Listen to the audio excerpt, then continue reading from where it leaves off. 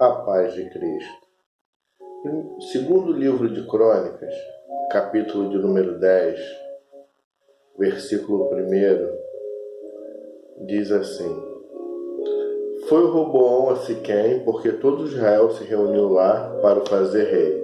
E o 4: Teu pai fez pesado o nosso jugo, agora, pois, alivia tu a dura servidão de seu pai e o seu pesado jugo que nos impôs, e nós te serviremos.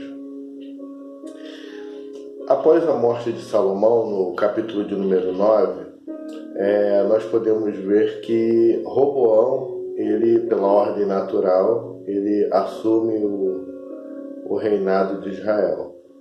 Só que ele não reinou. Por quê? Porque já havia sido profetizado pelo Senhor que ele iria ficar só com 2 tribos e o seu próximo, no caso Jeroboão, ia ficar com as 10 tribos e o reino ia ser dividido. E aí, aqui os anciãos acharam o jugo pesado, os impostos, tudo que era colocado, e aí eles falaram para ele: olha, diminua o fardo. E ele falou: não, o meu dedo mindinho vai ser mais grosso do que o fardo que meu pai colocou. Ou seja, ele queria colocar algo a mais, um fardo a mais. E aí as tribos foram divididas, porque já era uma estratégia do Senhor de dividir as tribos por causa da desobediência. E aí 10 tribos seguiram Jeroboão, e a gente só tem o relato das tribos de Israel aqui nesse início. Depois a gente vai só permanecer em Judá. Aí no capítulo 11, Deus proíbe que Roboão peleje contra as 10 tribos. Mesmo ele sendo o sucessor de Salomão, que tinha todas as tribos unidas junto, com o exército real, ele queria invadir as outras 10 tribos, que eram maiores, porém, ele tinha na mão a máquina, o exército real, tudo. Deus falou para ele não fazer. No capítulo 11, versículo 4, assim diz o Senhor: Não subireis, nem pelejareis contra vossos irmãos. Cada um volte para sua casa, porque eu é que fiz isto. E obedecendo eles a palavra do Senhor, desistiram de subir contra Jeroboão. O Senhor que fez, ele que dividiu. Então Deus ele avisou, e aí Roboão parou de persegui-lo. E no capítulo 11 ainda, no versículo de número 22, vem falar da família de Roboão.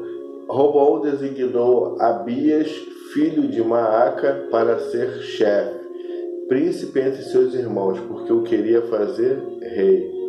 Procedeu prudentemente e distribuiu todos os seus filhos por todas as terras de Judá e Benjamim. Ou seja, o Roboão ele fez uma estratégia, porque ele ficou com 2 tribos, Judá e Benjamim. E aí ele dividiu todos os seus filhos, ele colocou como príncipes nas cidades de Judá e de Benjamim, e fortaleceu algumas cidades, ou seja, fez um reinado bonito. Ali ele começou a construir o reino do sul, com as 2 tribos. Lembra que antes de Davi se tornar o rei de todo Israel, ele também foi rei, primeiramente em Judá. Ele tinha já domínio sobre aquelas terras ali. Então, Deus ele permitiu que Roboão ficasse com as duas tribos. E aí no capítulo 12, olha só que interessante: tendo Roboão confirmado o reino e havendo se fortalecido, ou seja, ele se confirmou com o reino, era um cara inteligente, se fortaleceu, deixou a lei do Senhor e com ele todo Israel. Ou seja, após 4 anos de reinado, ele fazendo as coisas que o Senhor queria, fez tudo direitinho. Após esse 4º ano, no 5º ano do rei Roboão, Sisaque, rei do Egito, subiu contra Jerusalém. Ou seja, mal deixou o Senhor, e o Senhor já mandou aflição contra ele. Ele começou a fazer coisas que eram erradas. E aí Sisaque invadiu Jerusalém, porque tinham transgredido contra o Senhor. A palavra de Deus, o livro de Crônicas, ele vem narrar a transgressão, a obediência e a maldição. ele quer relatar esse tipo de coisa, o que mais importa para o cronista. Porque Crônicas foi escrita por pós-exílio, para aqueles que estavam voltando do exílio para saber o que a história de Israel. E aí subiu, pois, Sisaque, rei do Egito, contra Jerusalém, e tomou os tesouros da casa do Senhor e o da casa do rei, tomou tudo. Isso daqui tu vai ler no versículo 9 do capítulo 12. Em lugar deste, fez o Roboão um escudo de bronze. Aí trocou, tirou o ouro por bronze. Já tinha começado a perder. E ali já começou a perder o reino. E aqui vem falar: o reinado de Roboão fortificou-se, pôs o rei Roboão em Jerusalém e continuou reinando.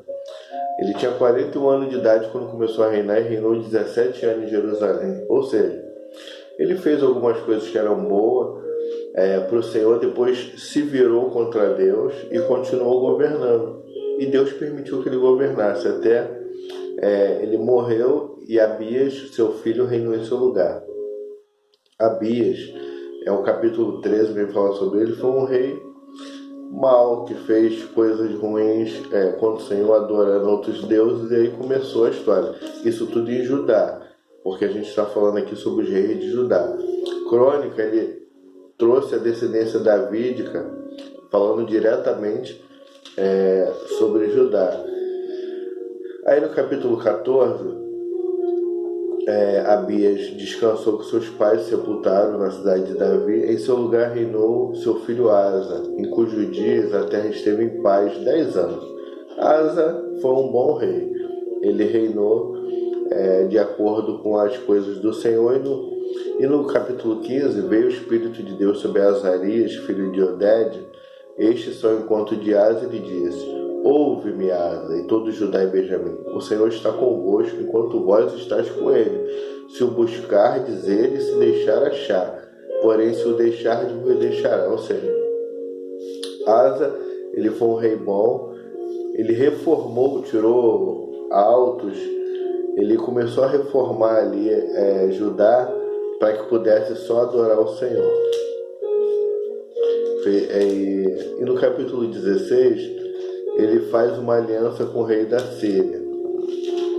Aí ele é repreendido por Anani, no capítulo 16 também. Naquele tempo veio Anani a Asa, rei de Judá, e disse: porquanto confiaste no rei da Síria e não no Senhor teu Deus, o exército do rei da Síria escapou das tuas mãos. Ou seja, o Senhor ia entregar o exército nas mãos dele e escapou porque ele confiou no rei da Síria e não no Senhor. Isso acontece muito, irmãos. Eu vou falar até no dia de hoje.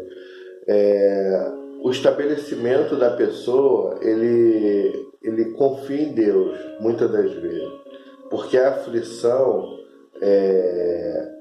a necessidade nos aproxima de Deus. E a aflição nos aproxima de Deus. E ele se aproximou de Deus, mas quando ele teve as coisas ao redor, quando teve as coisas boas, ele começou a se afastar de Deus. Às vezes acontece na minha e na sua vida isso. Às vezes a gente está ali numa aflição, a gente ora, a gente vai à igreja, a gente busca. Mas quando a aflição passa, meu irmão, a primeira coisa que a gente faz abandona a igreja, vamos curtir, vamos passear, vamos começar a fazer as coisas que a gente gostaria de fazer e acabamos abandonando a Deus. Não faça isso, em nome de Jesus.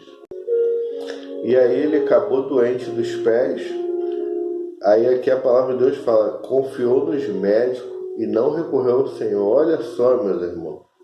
Aí morreu, foi sepultado, e seu filho Josafá reinou no seu lugar, no capítulo 17. Aí ele se fortificou contra Israel. E Josafá foi um rei bom, um rei que adorava o Senhor, assim como seu pai Asa.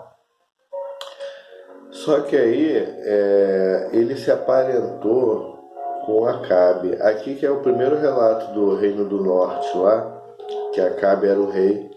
Tinha Josafá riquezas e glória e abundância. Olha só, ele tinha riqueza, glória e abundância, vírgula. Ou seja, ele tinha tudo e aparentou-se com Acabe. Depois da vírgula, aparentou-se. Ele já tinha tudo. não precisava de mais nada. Para que ele foi se meter com Acabe, rei de Israel? Ao cabo de alguns anos foi ter com Acabe em Samaria. Aí fizeram aquela festa toda e ele falou, vamos, sobe comigo pra gente guerrear. Eu subo e tal. Aí Josafá perguntou se tinha algum profeta ali do Senhor. Falou que não, só tinha um que profetizava contra ele, que no caso era Micaías. E aí foram chamar Micaías profetizou contra ele. Falou, tá vendo aí? Esse só profetiza contra mim. E aí eles foram para a guerra e Micaías falou, olha, se vocês voltarem com vida, não falou o Senhor por minha boca. Né? E no 27, vamos lá, disse Micaías, se voltares em paz, não falou o Senhor na verdade por mim. Disse mais, ouve isto vós todos os povos.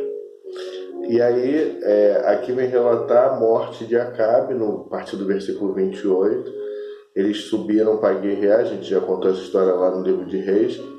E aí, no capítulo 19, o profeta Jeú repreende Josafá. Ele voltou para casa em paz, né, não morreu. O vidente Jeú, filho de Anani, saiu ao encontro do rei Josafá e lhe disse, devias tu ajudar o perverso e amar aqueles que aborrecem o Senhor? Por isso caiu sobre ti a ira da parte do Senhor. Aí, meus irmãos, o que eu quero parar aqui para a gente comentar isso daqui? No capítulo 19, veio o profeta e falou para Josafá, devias tu ajudar o perverso e amar aqueles que aborrecem o Senhor? O homem era bom, tinha riqueza, Deus prosperava, mas foi se aparentar com Acabe. Acabe chamou ele para a guerra e ele foi. E aí o profeta vem e fala, devias tu ajudar o perverso? Meu irmão, minha irmã, tem situações que Deus deixa a pessoa passar e isso não é para ninguém ajudar. Porque a pessoa está fazendo coisa errada contra Deus e você vai lá se meter no vento daquela pessoa. Mas aí, meus irmãos, olha aqui, versículo 3. Boas coisas, contudo, se acharam em ti. Aí Deus fala aqui, boas coisas acharam em ti. Ou seja, quem nunca errou? Só que após o erro tem que ter o perdão, tem que ter desculpas. E ali ele viu a besteira que ele havia feito e aí ele foi perdoado pelo Senhor. Quem nunca erra nessa vida? A única diferença é que Satanás ele permite que você fique prostrado e fica te acusando para você continuar prostrado. Errou, meu irmão, errou, minha irmã. Levanta a cabeça, vai orar a Deus, fala com o Senhor, entrega para Ele, para poder Deus aliviar esse fardo das costas. E que Deus nos abençoe. E a partir de amanhã tem mais. Em nome de Jesus.